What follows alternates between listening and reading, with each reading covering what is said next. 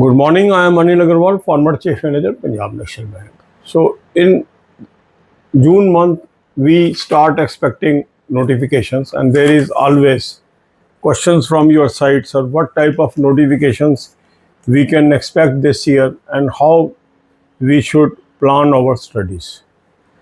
In banking, we can expect IBPS PO, IBPS clerk, RRB clerk, RRB PO, Scale 2, Scale 3, IBPS SO, SBI PO, SBI Junior Associate notification in the coming days and coming months. Exact dates of this notification is still not available. So these 7 exams are lined up as far as banking is concerned. As regard RBI, information is not available for grade A, grade B or assistant notification, whether these will come this year or not. As far as insurance is concerned, there is no clarity on LIC, AO or assistant notification. There is no clarity on other insurance company notification this year. Although there are some information that these notification as far as NICL or NAICL may come, but there is no definitive information is available on that also. As regards FCI, no tangible information is available for notification date, although some people are expecting this notification also, but that news is not yet confirmed unless we get details of the notification. So as far as notifications are concerned, the clarity about 7 notification in banking is there. But as regard other notifications, still there is a mist. So my advice is, wherever visibility is there, wherever we are seeing that these notifications will be released one after another, you should focus your study on those exams. Side by side, if you want to start preparation for other exams, that is your choice. Because I don't say don't prepare for other exams. Some people may like to prepare for SSC, railway and other exams. It is your choice. Now some of you ask, sir, is it possible that we prepare for banking and SSC exam together? Is it possible that we prepare for banking and railway exam together? This depends upon your time availability and your capability. If you can handle the pressure of so many exams, you should focus. And if you feel that you are not able to devote that much of time, or you are not able to handle the pressure of exam one after another, you can choose few exams for a year and concentrate on that. Both strategies are good, but that strategy will be dependent upon person to person. So there is no one strategy that will fit in everybody life. So you have to decide your capabilities, you have to calculate your capabilities, time availability, and how you will handle multiple exams.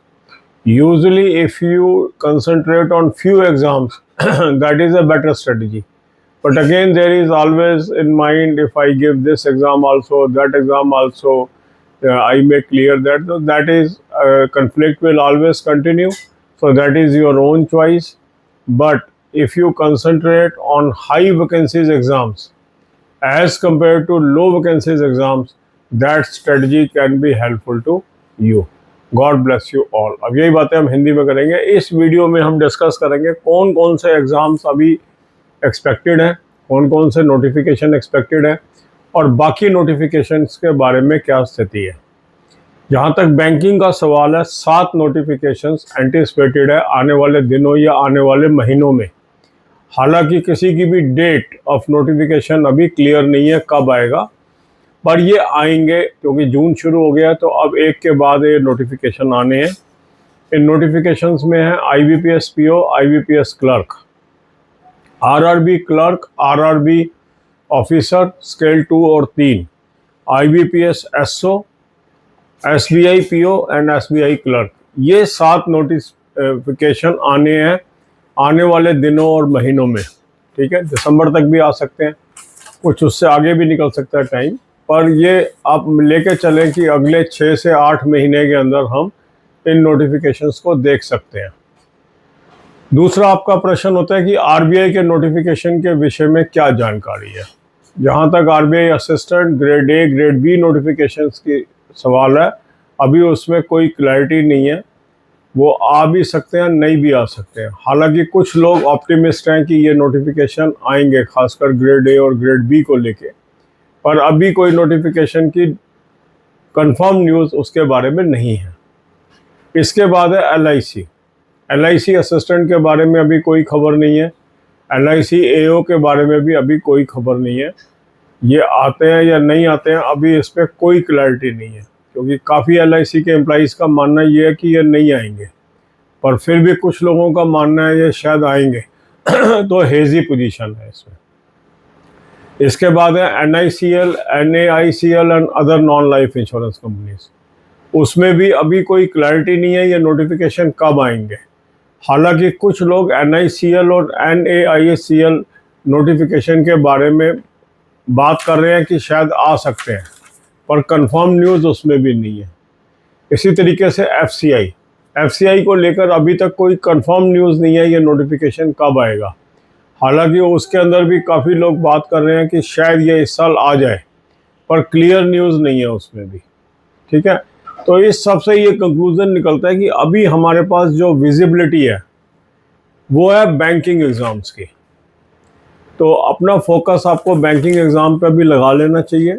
जो लोग दूसरे exam की भी side by side तैयारी करना चाहते हैं वो कर सकते हैं, पर यदि आप 7 बैंकिंग एग्ज़ाम को फोकस करके चलते हैं तो काफ़ी हद तक आपको सिलेक्शन होने की संभावना इस साल बढ़ जाती है। कई लोगों का प्रश्न ये होता है कि सर क्या बैंकिंग के साथ हम एसएससी कर सकते हैं, क्या बैंकिंग के साथ हम रेलवेज कर सकते हैं या कोई अन्य एग्ज़ाम कर सकते हैं। ये कैंडिडेट की अपनी कैपेसिटी, कैपेबिलिटी और टाइम अवेलेबिलिटी पे डिपेंडेंट है। अगर आपके पास एडिक्वेट टाइम है दोनों तरह के एग्ज़ाम को फोकस करने का, आप वेंचर कर सकते हैं। अगर आपके पास टाइम लिमिटेड है तो आपको सेलेक्टेड एग्ज़ाम्स पिक करने चाहिए, खासकर वो एग्ज़ाम पिक करने चाहिए जहाँ पर नंबर ऑफ़ वैकेंसीज हायर है, और जो कम वैकेंसी वाले एग्ज़ाम्स हैं उनको आप इग्नोर कर सकते हैं यदि अभी तक आप अनएम्प्लॉयड हैं।